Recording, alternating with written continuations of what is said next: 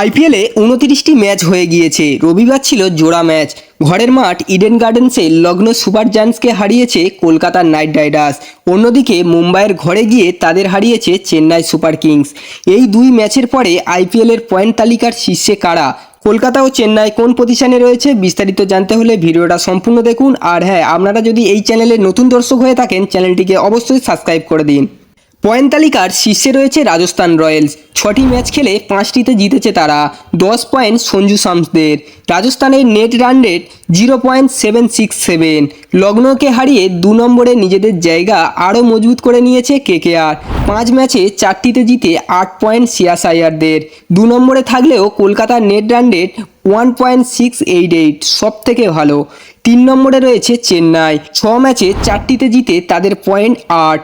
মহেন্দ্র সিং ধোনিদের net run rate 0.726। 4 নম্বরে উঠে এসেছে সানরাইজার্স হায়দ্রাবাদ। 5 ম্যাচের মধ্যে 3টিতে জিতে 6 পয়েন্ট তাদের। Net run rate 0.344। কলকাতার কাছে হেরে 5 নম্বরে নেমেছে লখনৌ সুপার জায়ান্টস। 6টি ম্যাচের মধ্যে 3টিতে জিতে লোকেশ রাহুলদের পয়েন্ট 6।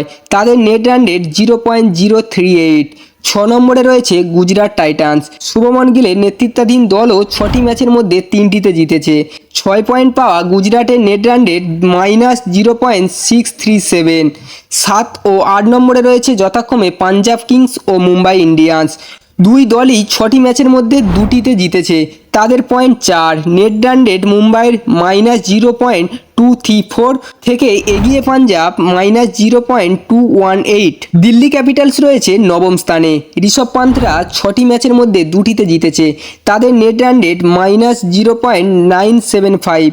সবার শেষে রয়েছে রয়্যাল চ্যালেঞ্জার ব্যাঙ্গালোর। বিরাট কোহলিরা 6টি ম্যাচের মধ্যে মাত্র 1টিতে জিতেছে। 2টি পয়েন্ট তাদের। বেঙ্গালুরু নেট রান রেট -1.124, সব থেকে খারাপ। তো বন্ধুরা, আইপিএলের এই দলগুলির মধ্যে আপনারা কোন দলকে বেশি বেশি করে সাপোর্ট করছেন অবশ্যই কমেন্ট করে জানাবেন। ভিডিওটি ভালো লাগলে একটা লাইক দিয়ে দেবেন এবং এই ধরনের খেলার নিউজ দ্রুত পাওয়ার জন্য চ্যানেলটিকে অবশ্যই সাবস্ক্রাইব করে দেবেন।